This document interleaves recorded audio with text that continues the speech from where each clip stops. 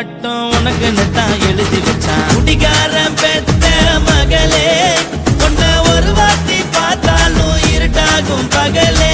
கோபத்தை வச்ச கிளியே, உன்னை நினைச்சாலும் மறந்தாலும் தாங்காது உயிரே.